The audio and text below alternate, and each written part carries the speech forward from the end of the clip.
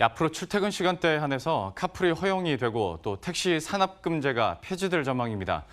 지난 3월 택시, 카풀 사회적 대타협 기구에서 합의한 내용이 이제 현실화되고 있는 건데요. 업계 분위기와 앞으로의 전망까지 취재 기자와 함께 자세한 이야기 나눠보도록 하겠습니다. 박수연 기자 나와 있습니다. 참 지난 몇 개월 동안 좀 지지부진했었는데 드디어 통과가 되긴 됐네요. 네, 어제 국회에서 그 앞서 말한 내용의 그 카풀 개정안이 가결이 됐습니다. 몇 개월간 지지부진했지만 이제 속도를 낸 건데요. 개정안에 따라 카풀은 이 출퇴근 시간대인 오전 7시에서 9시 그리고 오후 6시에서 8시에만 영업이 허용되고 주말과 공휴일에는 영업이 금지됩니다. 이 법인 택시 산업금 제도를 없애고 택시 월급제를 시행한다는 내용이 개정안이 소위를 통과한 건데요. 개정안에 따르면 이 산업금 제도를 대체하는 전액관리제가 내년 1월부터 시행이 됩니다.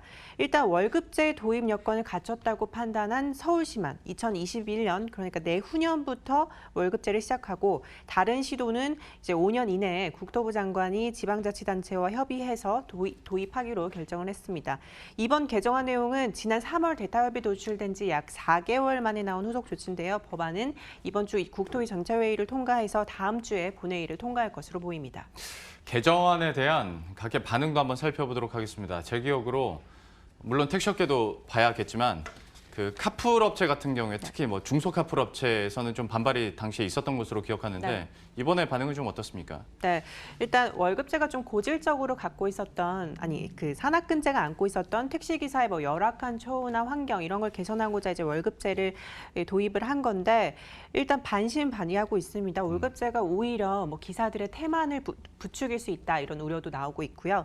일단 택시업계는 산학금 폐지에 대해서는 기본적으로 환영을 하고 있습니다. 이 전국민주택시노동조합은 불법으로 이제 간주하고 있는 카풀과 이 산업금제를 근절하고 전액관리제가 내년부터 시행된다는 점에서는 이제 전반적으로 환영한다라고 평가를 했습니다.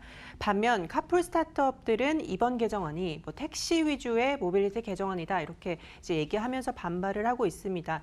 사실 이게 평일 출퇴근 2시간으로 운행을 못 박아버렸기 때문에 사업 자체가 불가능하다는 건데요. 이 현재 위치 모빌리티나 플러스, 위모빌리티 등은 이제 사업을 접거나 서비스를 재검토하는 방안까지 내놓고 있어서 사실 또 난항이 예고가 되고요.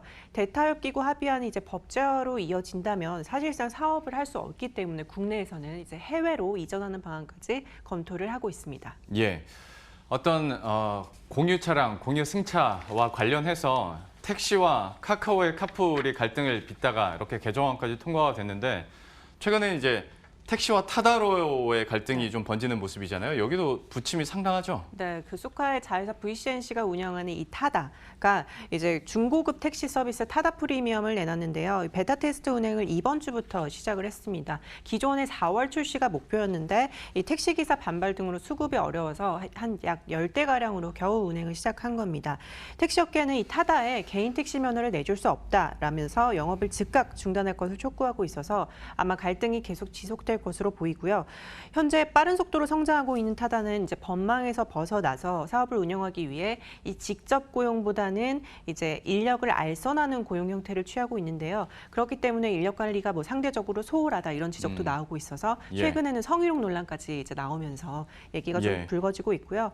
택시업계는 이 타다가 렌터카로 상업적 여객 운송 사업을 하고 있기 때문에 파견법을 위반하고 있다라고 보고 있습니다. 이와 관련해서는 현재 고용노동부가 타다를 그 파견법 위반 여부를 들여다보고 있어서 이 논란은 계속 지속될 것으로 보입니다. 그리고 더 최근에 나온 소식 가운데 하나는 택시 플랫폼에 대한 상생 종합 대책이 나오는데 이것도 좀 논란이 있더라고요. 네. 문제는 이제 앞으로인데요. 다음 주에 국토부가 이 상생 플랫폼 종합 대책 방안을 발표를 하는데 사실상 유상 운송을 하려면 택시 면허를 사라. 라는 겁니다. 그러니까 전체 25만 대 택시 중에 이 1,000대를 감차하고 그 줄인 면허 수만큼 플랫폼 사업자에게 면허를 허가하는 방식인데요. 그러니까 승차 공유업체가 이제 뭐 유상 운송을 하려면 개인 택시 면허를 사거나 혹은 최소 5월 40만 원 이상의 기여비를 내고 운영하도록 하는 것이 골자입니다. 또 웨이고와 마카롱 등 최근 나오고 있는 그런 모빌리티 택시를 운영하는 택시 가맹 사업자 자격 요건을 완화하는 내용도 담겼습니다. 모빌리티 모빌리티 업계는 이 승차 공유 서비스가 일단 제도권으로 들어온 것은 환영이다라고 입장을 밝혔지만 일단 비용 부담이 크다고 호소를 합니다. 7천만 원에 달하는 택시 면허를 사는 것은 부담이고 또 매월 40만 원 안팎의 비용을 내는 것도 이제 스타트업에게는 높은 진입 장벽이라고 호소를 하고 있습니다.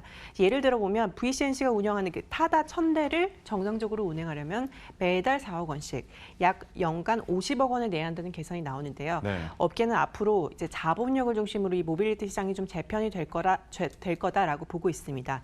카카오 등 이 대형 업체들 위주로 뭐 택시 면허를 사들이고 나머지 스타트업 업체들은 좀 여건이 어려워질 것이라는 전망이 나옵니다. 예.